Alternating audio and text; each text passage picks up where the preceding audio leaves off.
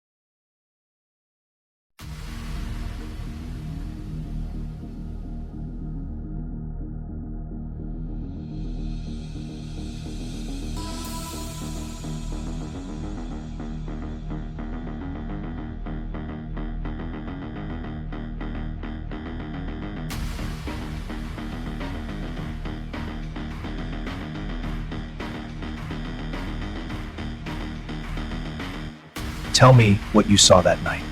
I can't remember. It's all a blur. You're lying. What are you hiding? I saw what I saw. It was right there. You dare doubt me. I know the truth. The monster was real.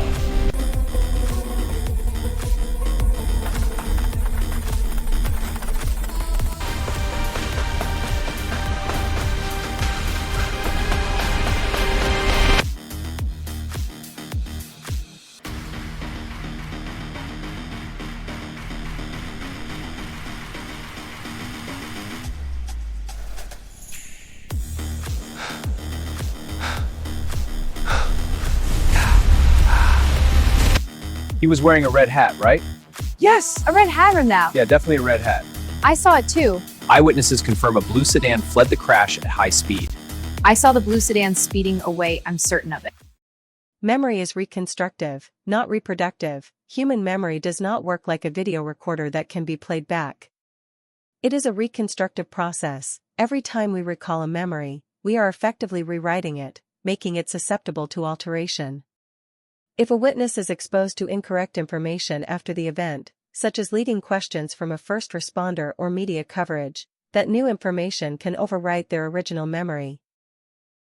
News reports, social media, and rumors can introduce details into a witness's mind that they did not actually see, creating a false memory that feels completely real to them.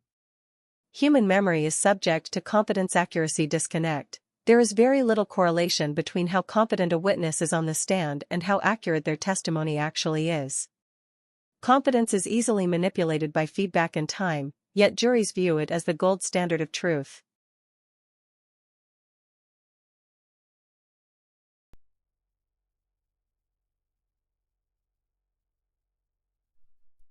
The gold standard of the truth. Man, good times. All right, welcome back. Welcome back. Episode 8. Episodic memory, so to say. The victim and memory and eyewitness testimony corruption during a crime and after a crime. We're going to sit here and wait for some of our fantastic partners to load. For those that are watching, spread the word. The YouTube legacy server and the YouTube Live 2 and their backup and the key took a dump. So switch to X and switch to Rumble if you got people sitting right next to you. I'm going to give it a minute or two. The chats are open on both Rumble and X. I don't know about you guys, but for anybody that does any streaming, you guys have trouble with YouTube and their docking, so to say the wrong thing and somebody gets mad. Maybe they give away your key. I don't know. I have no idea. No clue. Chats are open. X and Rumble. So it's not like it's the weather either, right?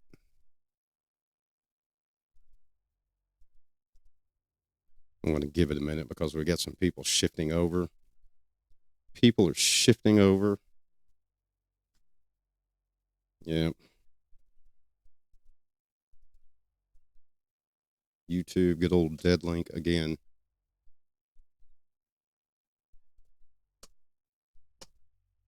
Yep. Getting some people shifted over to Rumble and to X. Gonna copy some stuff.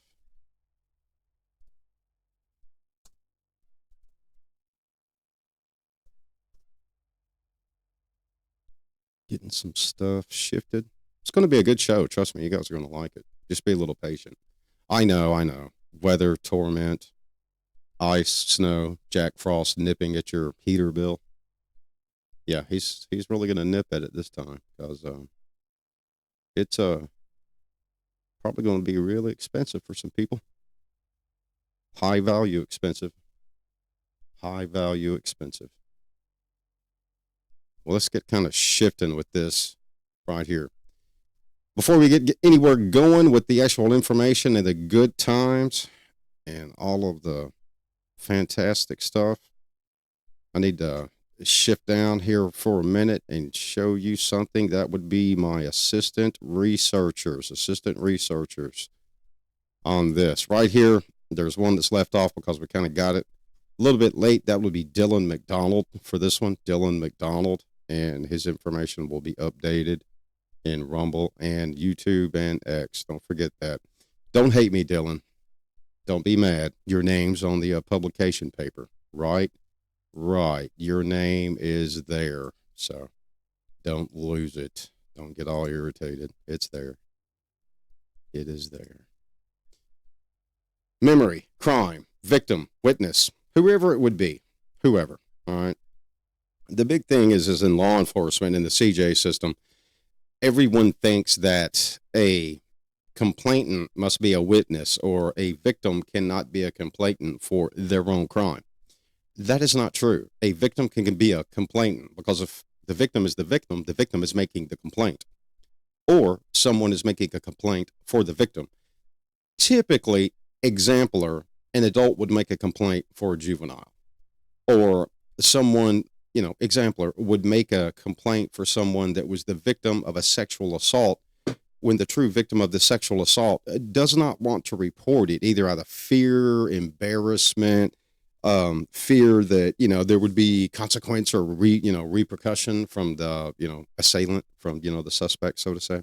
These are just examples, all right? So the complainant and the victim, two different spectrums, but can also be tied into one. That victim is also going to be what we know commonly in that case, to where the victim is the complainant, or vice versa, whatever it would be, is the victim. And they are the witness to the crime, the first hand. During the event of a criminal action or a crime, when someone is seeing it or watching it, the fight or flight response, all right? High levels of stress, all right, trigger survival response. It's kind of like being chased by a tiger.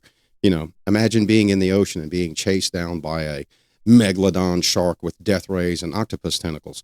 It's the fight or flight, all right? The brain and adrenaline, boom, the brain floods with adrenaline. This shuts down the prefrontal cortex, okay, responsible for detailed and detained reasoning. Common sense, some would say, in the aspect of the real world, what one does, all right? Responsible for detailed reasoning, the narrow focus, the blinders on. Think, scope, think, focus, okay? For all you shooters out there, match shooters, competition, law enforcement, military, the dopamine, okay? The adrenaline, the hit, the scope, the focus, it narrows it, causes, a witness to miss critical, key, detailed information, all right? Outside of the tunnel vision. Now, a key example of that would be the Brown shooting. There was an interview with one of the students that, approached the door, or was at the door, and saw, the shooter come in. And the only thing that the actual, student articulated during the interview was the gun. They saw the gun, just the gun. Nothing else, period. Nothing whatsoever was actually seen, I'm sure it was seen, but the articulative nature and the ability to articulate what the student saw themselves and put it into words didn't exist. All right. The fight or flight, the adrenaline, the shutdown, that is called the weapon focus effect. All right. Now, when we hear weapon, we think gun, we think, the popular news media, active shooter, yeah, okay, great. Active shootings are out there all day long, but that's in society, what society predominantly thinks, weapon focus. Think of domestic violence. The weapon could be a frying pan. Yeah. Forgive me, I'm trying to adjust this hat here, put it on. You know how it is when you go out and play in the snow, and especially if you have farm animals and, mud, you go take a shower before you do cool stuff. Yeah. So think of domestic violence. What is the weapon? What is present? What is the weapon? And sometimes it can be hand. It can be physical. It can be an oblique object. It could be something that was picked up in good faith to be a tool in an assault. Now, don't confuse good faith with defense. The assaulter, the one with intent, uses a tool with good faith to assault somebody with it. That's intent, all right? Means, manner, intent. When the weapon is present, the witness's attention is drawn to the weapon. Think of yourself, put yourself in a scenario. You got an argument in your kitchen with Bob over how to cook a turkey over Thanksgiving. It's just a verbal dispute, but as soon as Bob picks up that knife and starts banging it on the counter because Bob's getting irritated, suddenly your attention is drawn to something that could cause you harm, something that Bob would use as a tool with intent to harm you. Bob's good intent to win the assault and win the argument.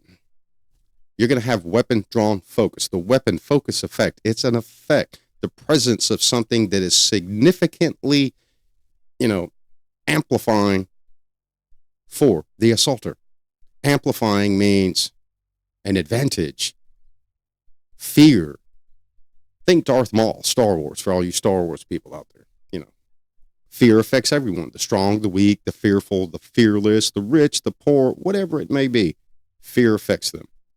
So it's the weapon focus effect, the adrenaline, the focus, the facial identification, the accuracy of details. Those things change during that adrenaline dump into the brain. Common sense things, okay? While the fight or flight is going on and the weapon focus effect, if there's a weapon, now let's kind of recourse back. There may not be a physical inanimate object being used as a weapon, a stick, a gun, a knife, a pole, whatever it may be. It could be hands, fist, size difference. And if you kind of paid attention to the opening video of all the expressions in the faces of shock and wow, and how many times you actually seen, the Scooby-Doo or, Shaggy effect in real life? It happens. Distance, lighting, protocols out in society that no one thinks about that have to be included into gaining information and the dissemination of information, especially law enforcement agencies disseminating information to each other. Think of a law enforcement agency and investigators, detectives. You got first responders, the first guys in the uniforms and the cars on the scene, the ones that don't have the nature of experience of an investigator. We're not saying anything bad. Those guys will catch up over the years, and those girls, they'll catch up. They'll pass the investigator detective exam one day if they want to go there. But that information is being disseminated, all right? The contrast. The human brain requires a certain amount of photons. Yeah, photons. Light does not ricochet. Projectiles. In layman terms, the bullet, said by people that have no ballistic training whatsoever, it's a projectile, it's a flying missile. Photons. Light does not ricochet. Photon refracts. All right, the fragmentation of a photon of the light, fragmentation, the visual data, all right, the eye sees and the eye only sends data to the brain. So when we're talking about light, we're talking about refraction of light. We've got to think of the prefrontal cortex of the brain that's interpreting all of this stuff during the adrenaline dump, all right? Now, we've had a past show about episodic memory recall. For those of you that watched it, for those of you that haven't, go back and watch it. It kind of ties in here a little bit. All right. The limbic system, the hippocampus, the filing drawers of the trauma that's happening, the event. It's only filing and writing what it's interpreting. Light, contrast, things that contradict. Something as simple as that affects memory recall. It affects how the information is processed and put into that limbic system and that hippocampus, period. The blurry, raw detail, the detail that can't be truly interpreted. Was it an argument? Was it a gun? Was it a stick or was it a brick? Was it a wallet or was it a cell phone? Things as simple as that. Now, when you get down to the fill-in projector, and when I say the fill-in projector, I mean the things that are fill-in for the brain. The projection, the light, the noise, the smell, the audible, everything that one hears, sees is written into that hippocampus and that limbic system. It's the recovery drawer for trauma. Now, both of those drawers are affected by sociological development, trait development in your lifetime, constructing sociological development for you individually in your specific sociological atmosphere where you grew up, where something that would shock the normal citizen, the wow, the fear, the woe is me, the oh my gosh, it's not going to shock everybody because everybody is not used to growing up in that house of violence, meaning domestic violence all the time, weapons, profanity, domestic violence of psychological abuse, verbal abuse, restrictive, restraint. These are things that witnesses are seeing, and they are going to file in the hippocampus and the limbic system, and they're subject to time constraint over developmental periods. Child, young teen, young adult, older adult, time constraints. How does a time constraint apply here? Time constraints happen when a crime happens. A crime is going to happen in seconds and minutes. I mean, routinely. There are more crimes in the United States that happen in the second or minute time frame. And it's never under perfect lighting. It's never under perfect audible circumstances. It's never in the perfect, sense of smell circumstance. It's kind of like the raccoons. Hey, taste this. It tastes great, but it smells like garbage. Tastes great, looks good, but it smells like garbage. All right. The atmosphere, the human brain requires a certain amount of information to process in one's developmental time period in life. That's the speed the process is going to happen. It's kind of like using different terminologies for one single item. Car, automobile, vehicle, different words. My ride, different words. Street terminology, sophisticated terminology. It's a car, but my Bentley. It's a car, but my Ferrari. It's a car, but my Aston Martin. It's a car, but my Dodge big monster truck. Whatever it is, it's a construct of you, the individual. Time constraints, repetition, neither which happen during a lengthy amount of time. The brain has seconds, minutes to process and store. Kind of remember that as we kind of go along here. Chats are open, like I said. So we had a YouTube problem. We've been having a lot of YouTube problems. I don't know why. I may ask some of my IT people and my researchers to reach out to the university's IT geniuses. Because if this consistently happens, then I'm going to dump YouTube. Now, we won't dump YouTube for videos. We'll keep them there. But for live streaming, it's really not worth the headache. Besides, YouTube's pretty much, doom and gloom strollers anyway. I'm just going to, from what I've seen. Not knocking it, if that's your thing. Cross-racial identification. Yep.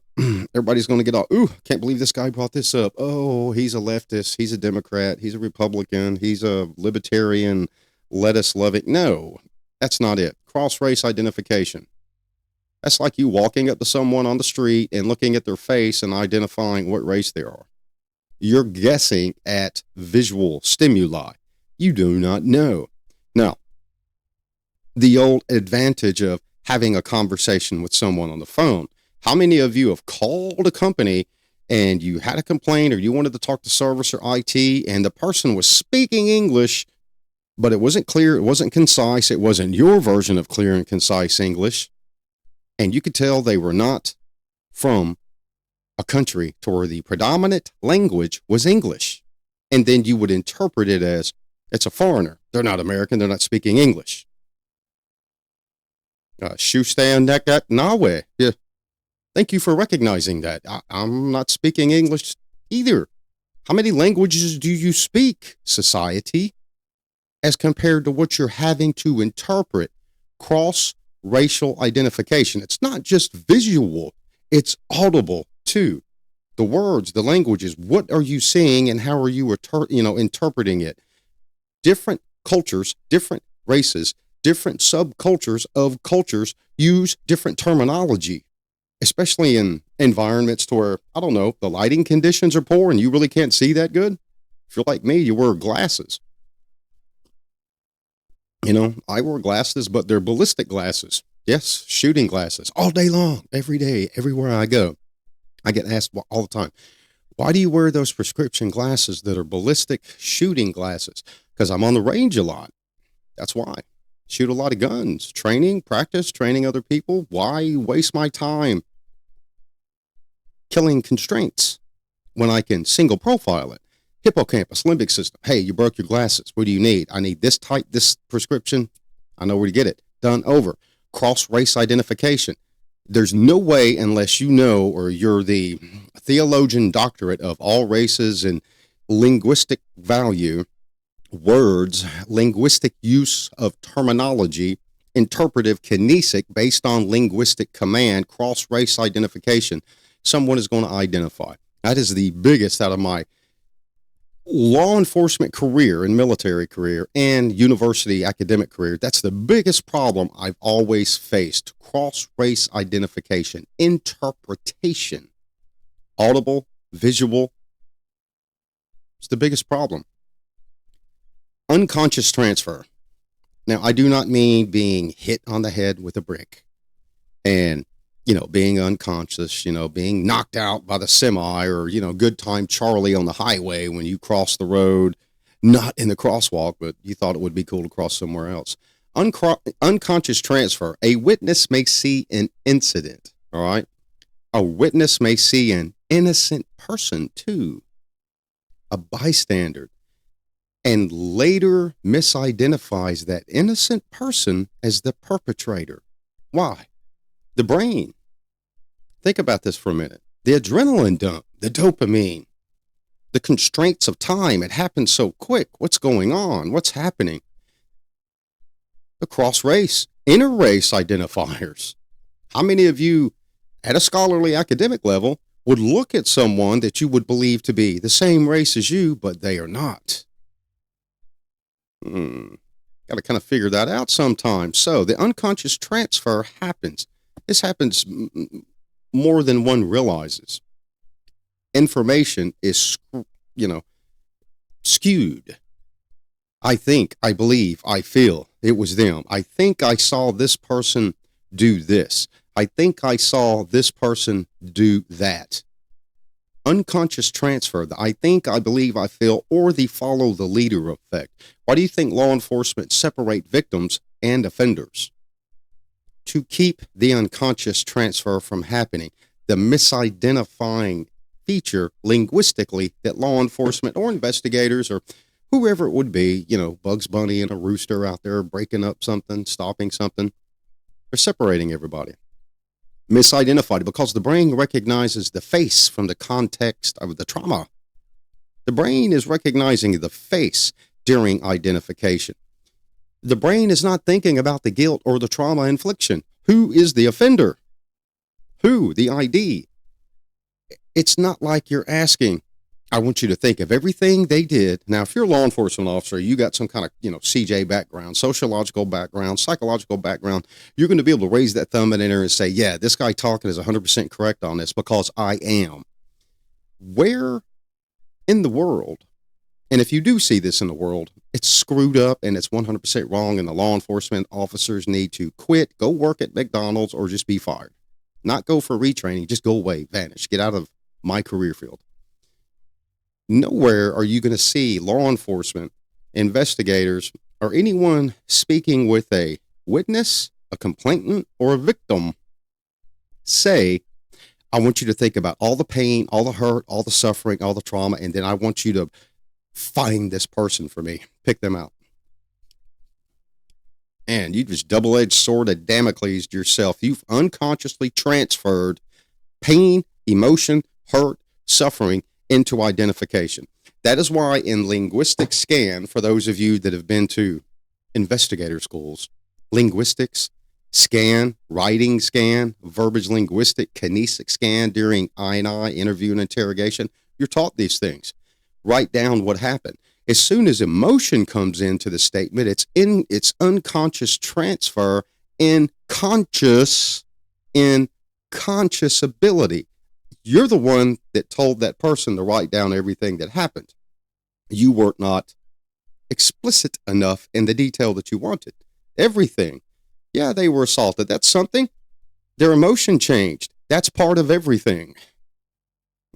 You're losing the battle. So if you're an investigator, pull a thumbs up in this. Maybe you could learn something. If you're having problems with your witness information, your victims not really helping the case out as much, maybe that's why. Maybe. Yeah, this is a pretty good. I'm looking at all my stats, looking at, my board, looking at my controller, looking at my CPU usage and my stream, my gig up, my gig down. Yeah, I think I'm going to stick with Rumble and X. I am seriously thinking about doing that. For all you IT people out there, if you've got like a magical fix for YouTube for live streaming, let me know. Now, we're not going to dump it all together. We'll just take the actual recordings and upload them. That's just what we'll do. And they'll be there forever for everybody to see. Immediately after the event, victims, witnesses, memory is reconstructive, kind of like the video, all right, we saw up front. Memory is reconstructive. It's not pre-productive or reproductive. It's reconstruct. That's why it's called crime scene reconstruction. Based off of the evidence. Something that can be used as non-exculpatory, fruit from the poisonous tree, direct. And let's just put it out here. Here's an example. Memory. Information. Something that happened.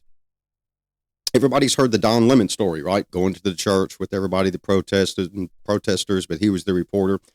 We're not arguing politics here. We're arguing arrest and probable cause. Memory. the testimony of the people in the church, the patronage of the church. Fear. Someone coming in disruptive because of something that was put out on the street about law enforcement, possibly a singular involvement in what it was. It was the pastor or the reverend preacher or whatever they, identified, their congregation leader as being a member of ICE or ICE affiliated, right? Law enforcement, ICE. So, bam, big protest enters the church. Multiple judges did not want to sign the warrant because Don Lemon, media. So you got to think about this and put your smart law enforcement hats on. But the appellate court, under argument, stated that law enforcement did have enough probable cause.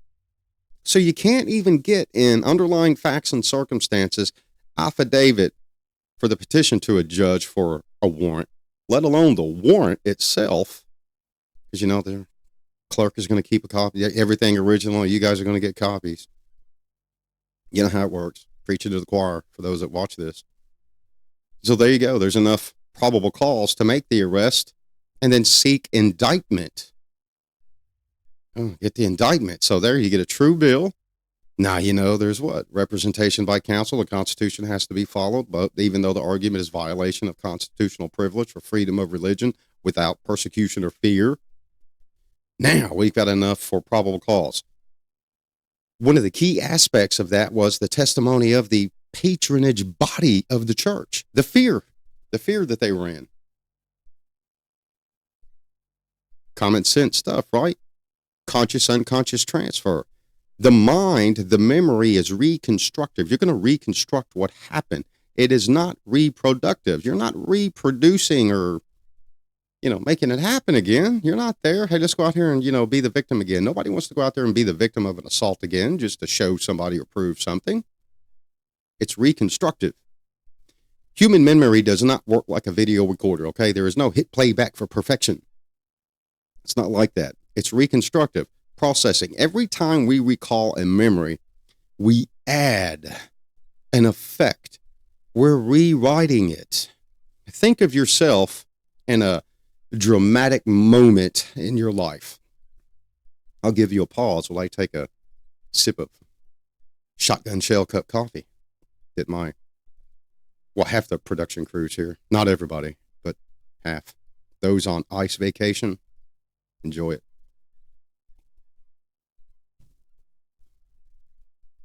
So, the mind is reconstructive. The video recorder, think of that traumatic moment. Every time you remember it, you may remember something more vivid, more detailed. Or over time, you may forget something. Or it's not as emotionally stimulating anymore because you've reconstructed it so many times. It's kind of like doing something that scares the crap out of you the first time. Jumping out of a perfectly good airplane. Going deep sea diving with sharks. Walking in the woods with killer creatures in a hunting scenario, knowing that you're hunting for Bambi and there's something out there that is bigger and badder than you, even though you got the gun. Should be a hunting platform, right? So, reconstructive.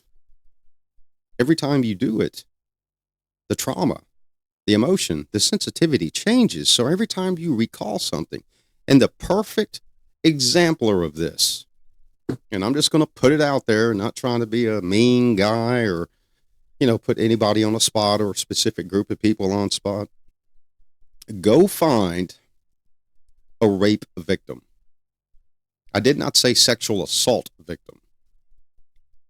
A true rape victim. And when I say true rape victim, I mean penis to vagina forced, or penis sexual battery, or finger foreign object to mouth or anus sexual battery rape. Go find one of those people out there that are true victims in society that have lived it and are willing to talk about it. The reconstruction and the coping with trauma, the reproductive measure of recalling the incident, there's more clarification because the less risk of unconscious transfer, now it's conscious. It's not in the moment. The emotions were happening. The fear was happening in the moment. Misinformation affects this as well. Think of social media. Social media, the news, affects every victim, every witness out there. None of you can say you've never had a conversation with someone that said, well, it was on Facebook. It was on the news. It was on X. It was on YouTube. It was on Twitter. It was on Rumble. It was on whatever platform they're on watching. So it's got to have some truth. AI said this, and it's got to be true. It's AI. It's smart. You know, it's only as smart as the person updating the node, giving the information of where to get the information. The human brain acts the same way. The misinformation effect. Is the information you're getting correct? You as law enforcement, are you using correct interview technique to get this information?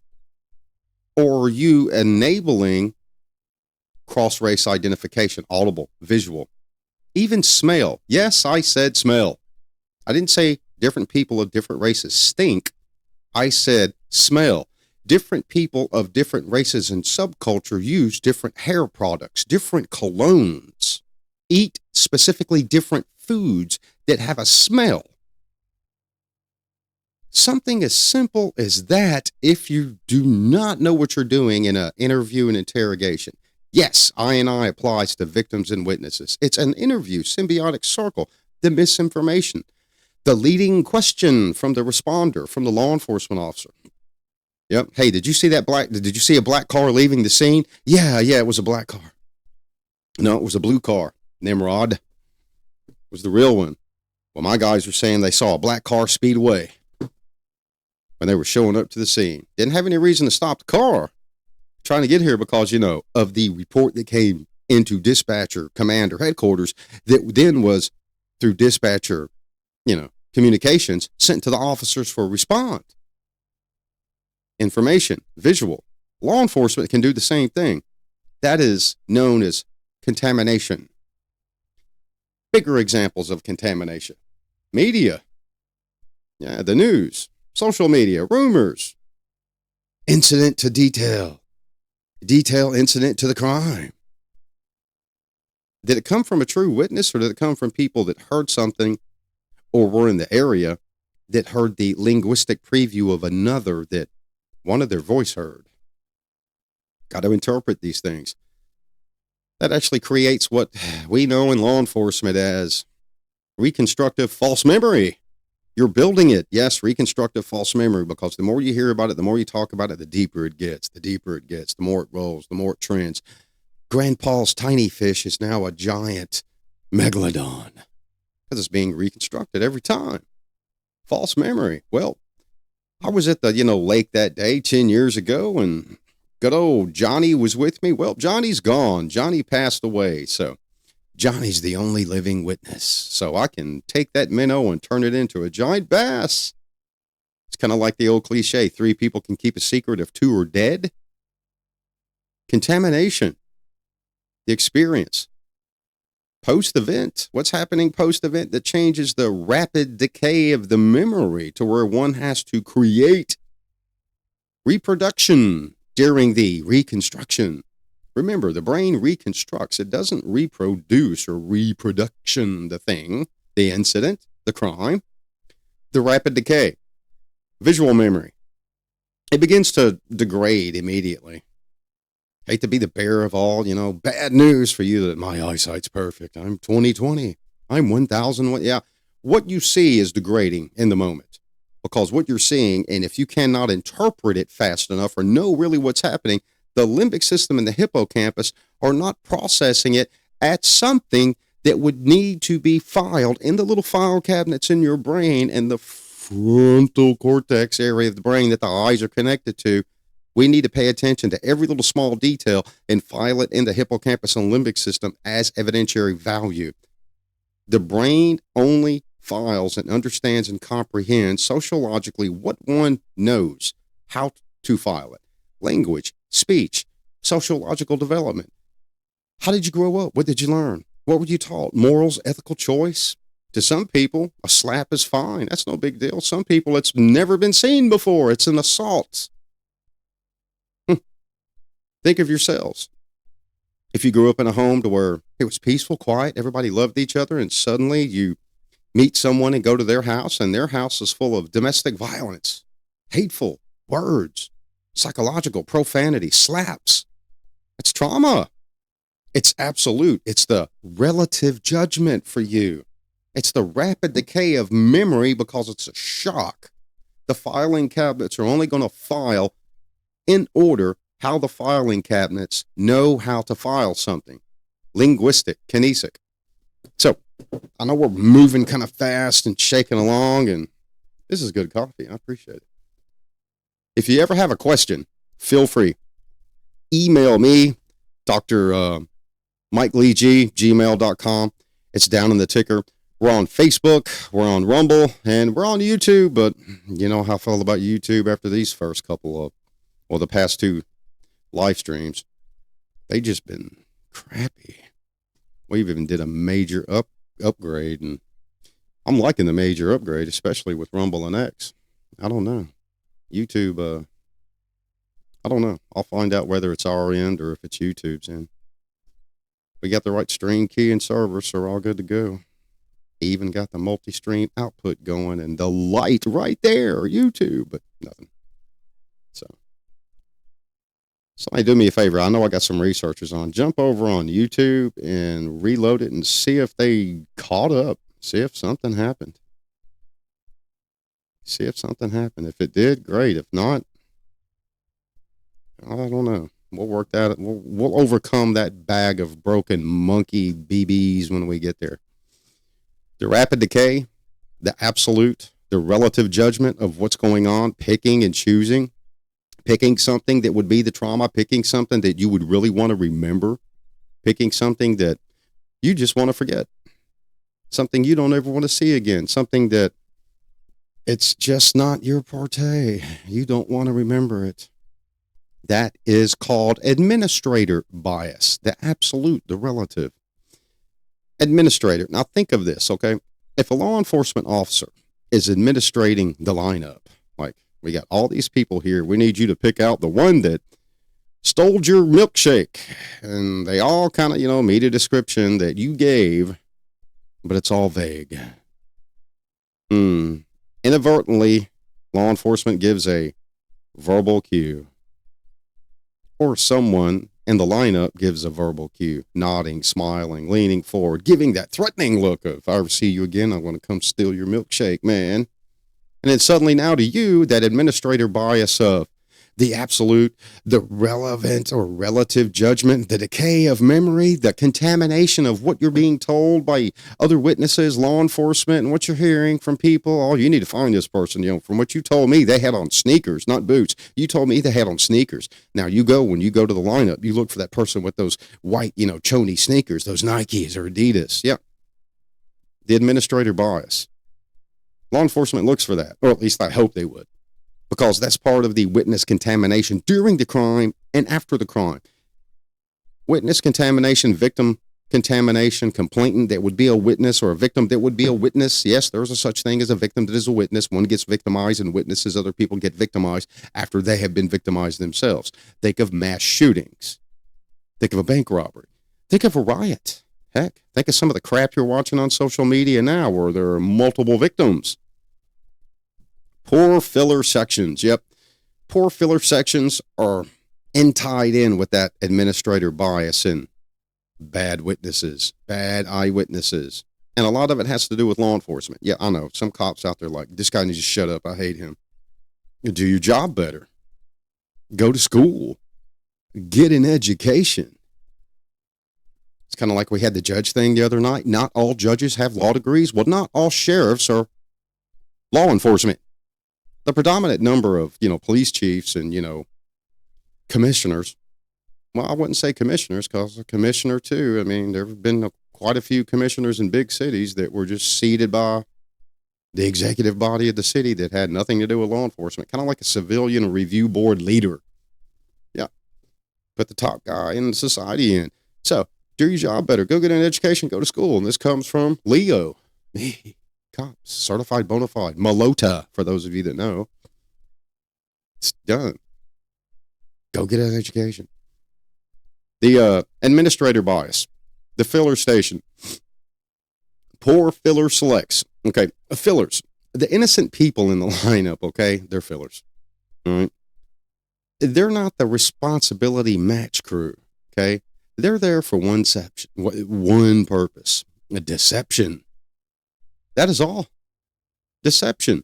To see if the actual witness, the victim, the one is actually going to testify, hopefully, or going to give the officers the identity to match the linguistic detail, the written structure. Yeah, YouTube is still not streaming. We'll fix that later. Yeah, we'll fix it later, Chloe. No big deal. No big deal. I'm going to be honest with you. You know, everybody's been, telling me emails and this that YouTube's been glitchy and crap. I mean, I'm sitting here watching it on this screen, and X and Rumble are like vicious flying with me. I'm running at 735 gig, worth of space open on both platforms. YouTube, it's killing me, destroying me. I don't know what it is. Maybe it's because, more people on YouTube. Tons of people. Who knows? I don't know. So, the filler section. It's a description. It's a perpetration into the identity by law enforcement. That's all it is. Poor fillers. Now, poor fillers could be also, now there are a lot of agencies that have policy and procedure about lineup.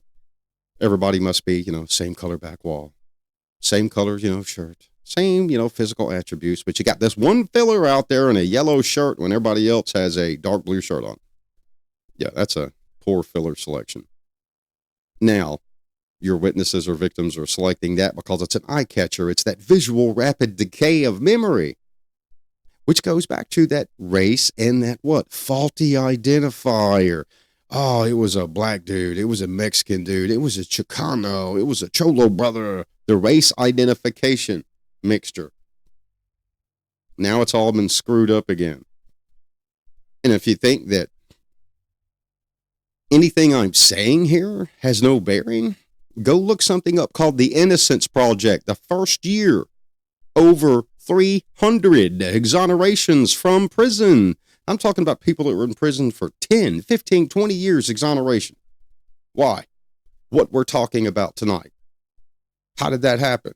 New relevant standards in the availability of DNA and case reinvestigation. Yes. Called crappy law enforcement, called crappy cops. From this cop to all of you that had a part of all of that, crappy cops. Go, if you're still around, please quit. Go work in a warehouse. Drive a tug or something. Go away. Get out of my career field. Leave. So, the misidentification effect. That's what it is. Media, rapid decay over time. Absolute. Period it is. The filler. The show-up procedure. The show-up procedure is frightening. Because we need you to come to the department. That's scary enough, man. For a victim, for a witness. Now you want them to come to you. Why? Are you too overweight to get your butt up out of the chair? Is your ding-dong sitting in the corner? Your coffee going to get cold? Or your ho-ho not going to be, you're not going to be there when it gets delivered to your detective or, GIB or CI? Get off your butt, get in your car and go see them. Because the show-up process is stressful itself. Showing a witness a single suspect in a squad car is just as bad. Anybody ever seen that in the law enforcement world? I'm sure you have. Ask yourselves. That's just as bad. Hey, you see that person in that car? I want you to look at him. Yeah, is that the person? Do you not think they see the one pointing at them or the one nodding the head saying, yeah, that's the guy? Stupid. Dumb. The poor filler selection. I've seen that done in my lifetime, and I'm going to be honest with you. I lost my cookies. Me and that investigator had a couple words. Yeah, back then, that was a time when I was a sergeant and he was a brand new investigator. Didn't work well for him. Did not work very good at all. He wound up getting terminated anyway and kicked out of the division. Well, he got kicked out of the division and terminated anyway. That's what happens when you go out of state and out of jurisdiction into another city and get thrown off a porch. Yeah, and I had to respond to that too. Yep, I was laughing though the whole way because we were listening to it on the radio. Yep, just crazy. But even that law enforcement officer, the administrative bias happened to the poor filler sections. Let's move on to some cool stuff. Give me a thumbs up if you're on X or Rumble and you're listening to this and you're having a good time learning something. That's the whole point of this. We don't do lefty, righty, political. This is what's going on in the world. So-and-so's attacking somebody and sending hot cheese sandwich, burrito, titanium missiles from space to the country. No, we don't do that. It's better to learn something. Confirmatory feedback, all right? Once a witness makes an identification and the officer says, "Good job, we caught him. Good job, you identified him. We caught him." Me pull my big boy pants up. We caught him. Shut up, Timmy Turlock, the detective. Quincy, we caught him. Yeah, great. You didn't do jack crap, because if you didn't have the witness and if you didn't actually have capable skills of leading, mentoring the victim or the witness to give you information, you're never going to be able to say, "We caught him," and make yourself look good, even though it does make the witness or the victim feel great. Yeah, their confidence skyrockets because I gave them the information and they caught him. Well, what about all the cases where the information is being given to law enforcement and law enforcement is corrupting the witness, the victim, or the complainant, and they never find out who the hell it was, where they're at, never get caught, or they know possibly who it is, but can't get the information or location on them. You think in 2026 somebody can run forever and hide? Well, I'm going off grid. Going to be like Grizzly Adams and the baby bear from the 70s. You're still going to get found, man. Doesn't matter. But trust me, you're going to slip up and screw up some shape, form, or fashion. Something. The confidence, accuracy, disconnect. There's, in that term, I'm going to say that again because that's a little confusing. The confidence, accuracy, disconnect. Very little correlation, meaning corroboratory information that glues together like a super glued paper on a ball that supports the ball, okay? Very little information that, has a correlation effect. How a confident witness is on the stand and how accurate their testimony really is. The confidence, accuracy. Why do you think, for those that are law enforcement, investigators, detectives, even those that are wanting to go to the big law enforcement sky in the world and practice as a practitioner, boots on the ground, the fast car, the confidence, accuracy, disconnect. The witness or the victim is only testifying as good as the coaching. An indictment, great. We caught him. We're doing it. We're going to send him to a grand jury. Indictment comes out. True bill. Plea agreement. No, I don't want the plea agreement. I want to go to trial. I want to risk full sentence. Yeah, because I think the Constitution, that's my constitutional privilege, when there's nothing in the Constitution about plea agreement. Stupid. Dumb. I always liked giggling when people would plea agreement, because I always like the challenge. I always like to watch the good detectives and the crappy detectives go to court. I always like to watch that.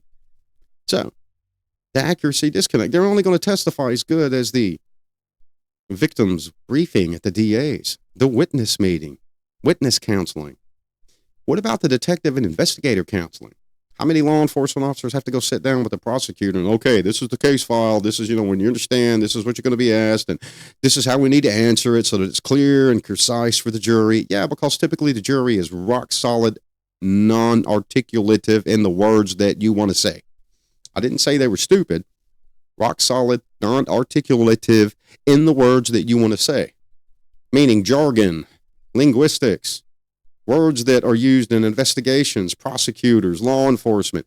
Think of having a conversation with somebody from a different race, different society, different culture, different subculture, and you're not understanding the terminologies, the words, what they're really saying. Because that's not your forte. It's not your background.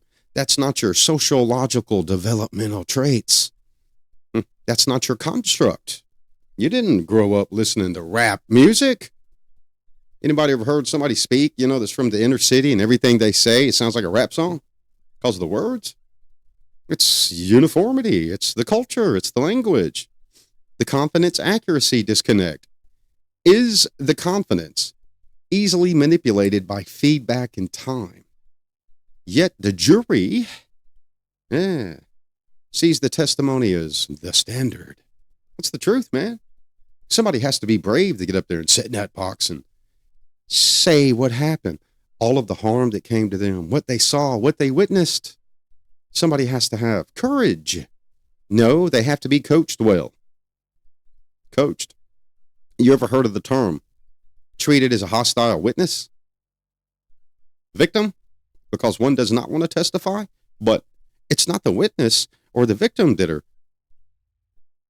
handling the charges. The victim or the witness did not indict anybody. The prosecutor, the DA, wrapped it in a nice bow for the grand jury after the detectives brought it to the DA's office in a nice, glistening, shiny plateau of greatness. Let's take it to the grand jury. Do you think the grand jury really knows what the heck's going on with all the linguistic, characteristics? No, it has to be explained by the prosecutor and by the law enforcement officer. So the same thing has to happen to the witnesses, the complainants, even the suspect for defense. Good God, you'd be surprised how many times I've sat in meetings to where someone that was been, indicted, picked up on a warrant, brought to detention, and then, they're going to get released again, out before trial, with the promissory for trial to their defense attorney and blah, yada, yada, yada, and then the DA's involved. The linguistic value is garbage, or they have no idea what in the heck's going on. What's a grand jury? What's true? What's an indictment? There's the conformity to feedback now because they're going to act on what they were told. The feedback, the play, the permanent cement of linguistic value, kind of like the social media and what the majority of society sees. I saw it on YouTube. It's true. I saw it on MSNBC, Fox.1 Superstar Channel 5. It's true. Yep.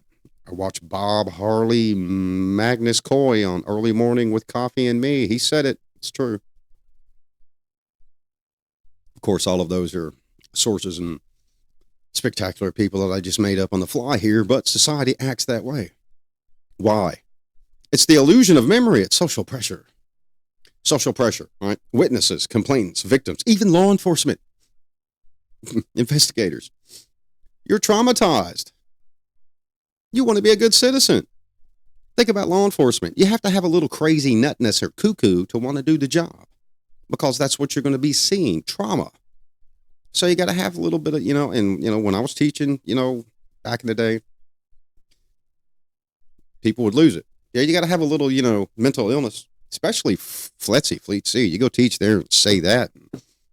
Everybody there's a fed, and they're like, it's a, okay, whatever, man. Why did you ask me to come teach? Because you're crazy enough to have a guy like me come teach this? Yeah, well, there you go. Everybody wants to be a good citizen. That subconscious psychological drive in society. Provide an answer to the police. And you have those that just want to watch the world burn.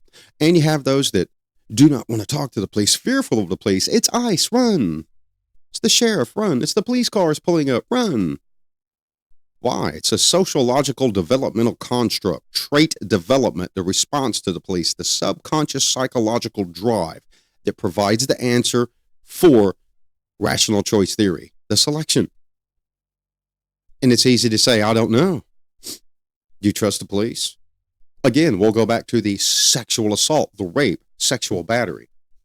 Why do you think so many sexual assaults, rapes, and batteries, or some crimes, are not reported? You're like, oh, well, we got the NWCS, and we got the UCR, and we got, the victim self-reporting, and we got all these surveys out there and all this cool. How much of it is really accurate, statistically, when some of you out here, majority in society, know there are people out there that you're friends with that have been a victim of a crime, sometimes a heinous one, never reported. Why? The illusion theory, social pressure, the hype, the help. You want to be good, but you don't want to, be seen with the police. Sometimes you hear the story and I'm just going to tell you the truth here. The agency in the area that they're going to have to deal with, and you're like, yep, I get it. Yeah. I'm certified law enforcement. I wouldn't even want to deal with that agency or those types of law enforcement people. Yeah, those people exist. It's like Santa Claus and the Eminem, and the Eminem.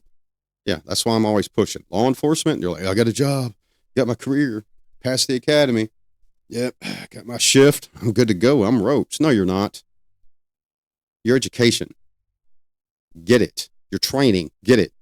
Stimuli, get it. Inferaneous, get it. Because you're starting to fall under the illusion of memory that you're now comfortable and social pressure, so that when you do work that social amnesia of society and you encounter a victim who's suffering from the same thing that you are, but you're special because you got the uniform, the shiny badge that you haven't polished since the first day that you got it, because you want to let it get tarnished so that you can look like a veteran when you've got, a year or two? But you want to look like the top dog, kind of beat up a little bit. Yeah, you're falling pressure to that too. Same thing. The illusion, the memory illusion. That's all you. And yes, that's a cut down to law enforcement from law enforcement. It's true.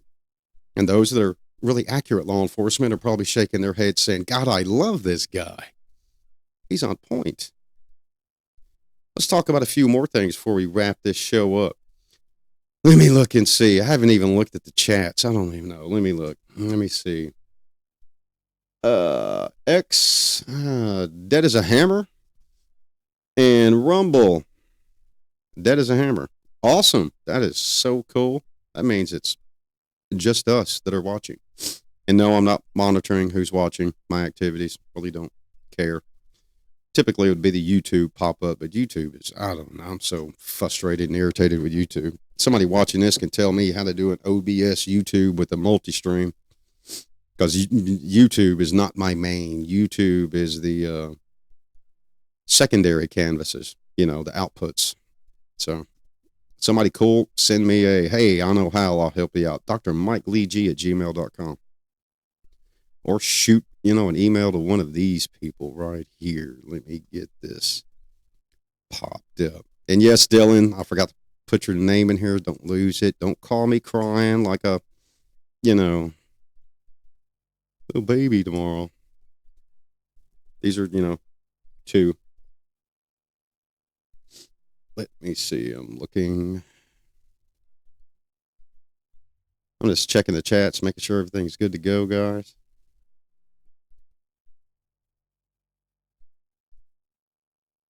So I'm getting a lot of hits on my phone. I do not know what it's for or what's going on. And it's probably for some other crazy law enforcement channels. But that's cool too. I'm sure you guys are cool with it and understand. All right, so let's talk about two more things before we close this thing down. For memory, the evidence, testifying, the deconstructive validity and credibility. Yeah, guys, I'm going to shut this down. Right there. Chloe's going to throw me a firebomb when you shut me down. No, I didn't. I just closed it. The fallibility of memory. Memory is always fallible. Remember, it's a reconstruction, okay? You're not recoding anything. You're not redeveloping it. You're not trying to go through a new life experience. You're not trying to be assaulted or become a victim again. So you're reconstructing what happened. You're subject to interpretation, memory, the whole thing, the fracturization of it, the filing cabinets, the hippocampus, the limbic system. Eyewitness testimony and legal implications are subtitle. And when I say subtitle, it's a comprehensive review of psychological research of you. Now, comprehensive review.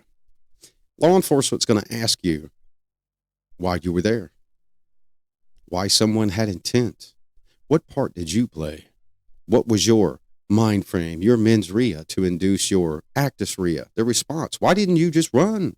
Why did you stay? Why did you psychologically become distraught, emotional? It's the split screen image of you as a witness or a victim. Law enforcement, without correct, proper training, are going to massacre you and massacre the information that they're going to use in the case. Why am I seeing this? I've seen it a lot. A lot. A lot. Fallibility. Law enforcement is going to take advantage of it without intent. Let me say that again. Law enforcement is going to take advantage of it without intent. Their intent is not to critically destroy the information, but they're trying to get the information comprehensively to use it in litigation, judiciary review, prosecution, probable cause. Kind of like the Don Lemon thing. Don't need a warrant. We got probable cause. We're law enforcement, post-certified. Legislative law has been violated.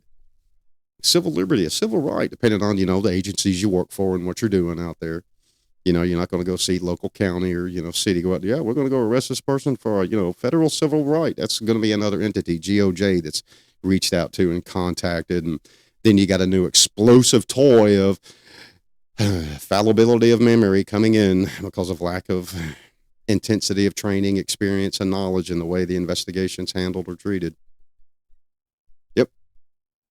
The title of fallibility. Remember this. If you got any questions, send us an email. And yes, I'll put it right back up because I know somebody's frowning. Send who an email? My two researchers right there, Zeanne and Chloe. And you can send it to myself right there in the ticker too. Now, foundations. We're going to cover 3 foundations before we cut this loose. Core concepts of memory. The corruption of the detail of a witness, a victim. Memory is not a static motion picture, a projector, all right? It's not a static video recording either. You're having to think about things in detail. An example would be, how many of you in society, or how many of you that are watching this or will watch this in the future, when you're in bed at night with your giant head asleep on your little tiny pillow of can't shut my brain off, everybody knows what I'm talking about, can't turn that brain off. Loftus, 2005, 3 decades of research. The common misinformation. Loftus would be a researcher with a PhD, academic, scholarly, in the world of sociology, CJ, and psychology. The core concept, the suggestive alteration. You had an argument with Bob that day, you lost, but in the bed, you're like, ugh, I just remembered something. And if I would have remembered that while I was arguing with Bob, I would have won the argument. That's why you can't turn your brain off. You got your big giant head on a little tiny pillow trying to go to sleep, but your brain won't shut down because the core concept is still there. The fallibility of memory. Something happened that was traumatic. You lost, you were a victim, you failed, the fallacy of you. Now you remember it. Now you want to come back up with, as Loftus said, the human mind altering memory predominantly for planned success. You want to plan calling old Bob and telling Bob, hey, you remember this, and this, so that you can bring that back up again to get clarity to correct the fallacy. Now, there isn't a person that'll ever watch one of these, live streams that, we have here on CJTV that has never been in that situation. You wanted to jump it back up.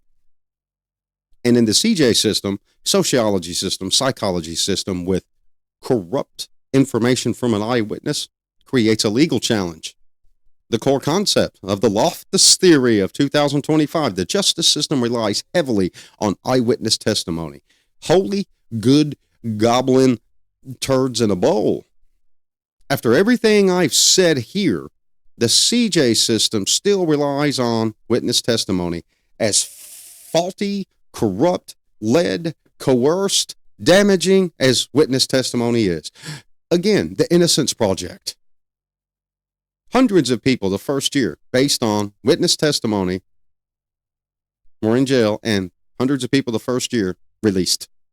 You're like, oh, well, that's not their fault because they, had DNA, except, oh, great, whatever, DNA?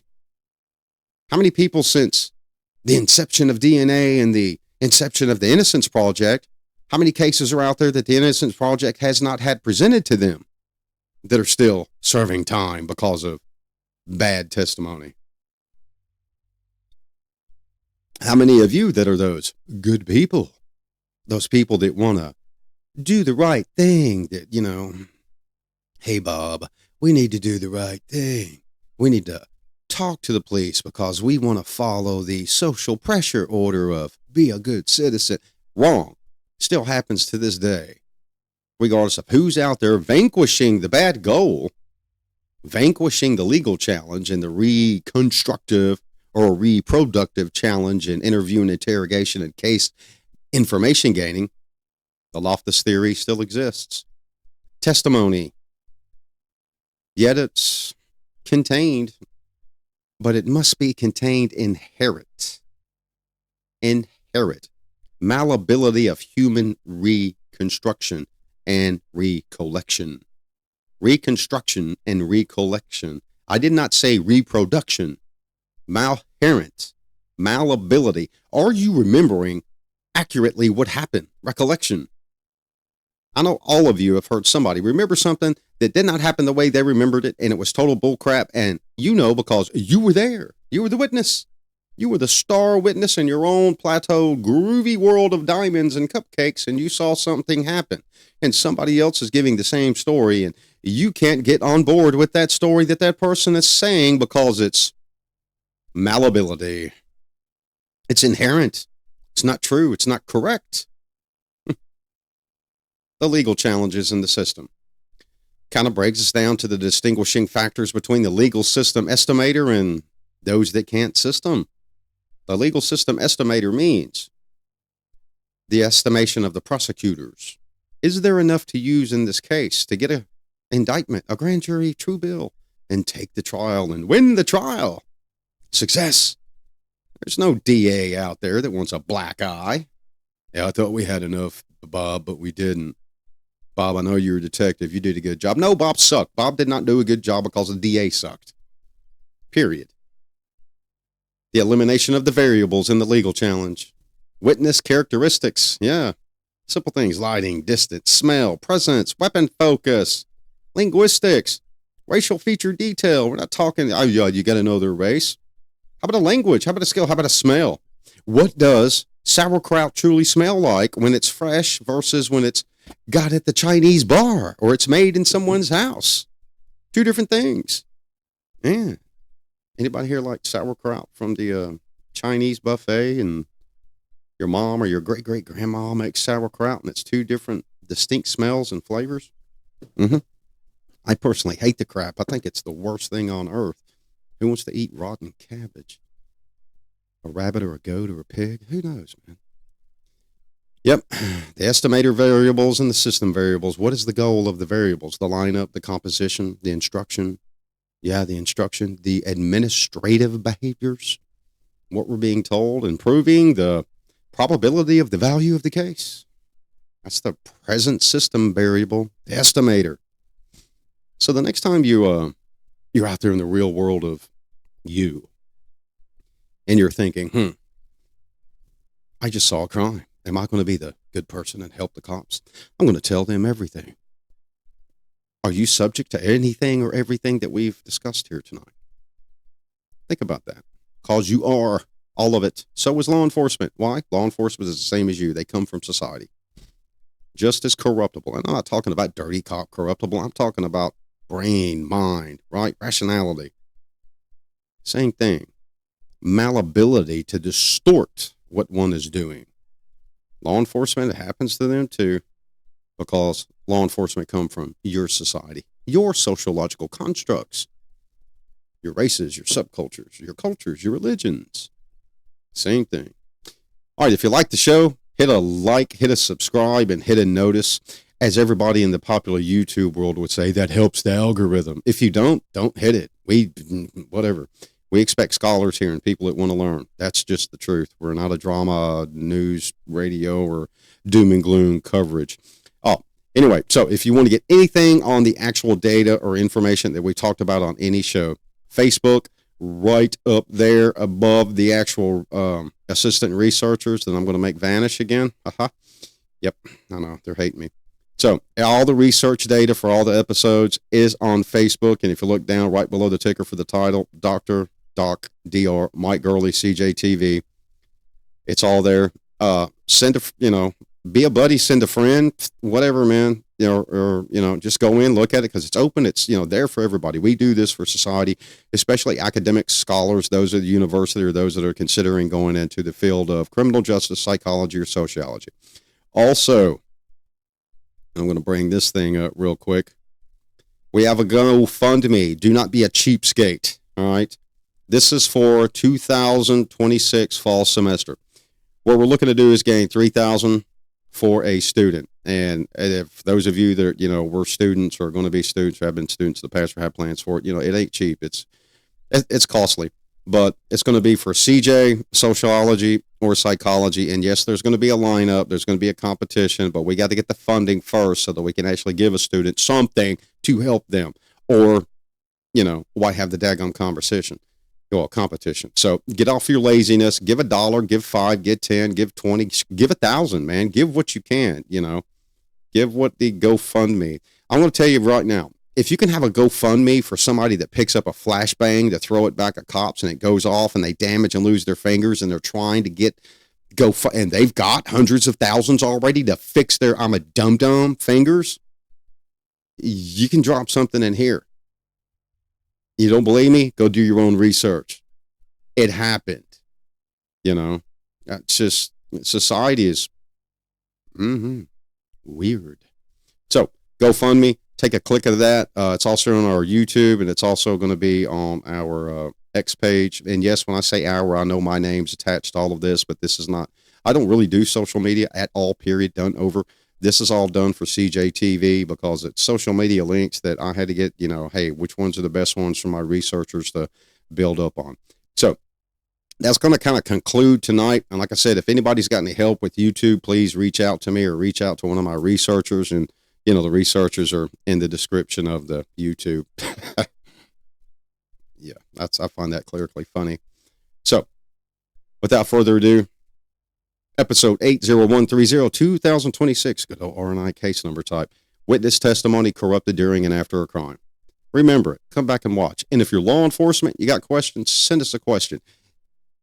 But first and foremost, petition your agencies for education and training. This does not replace a classroom, all right?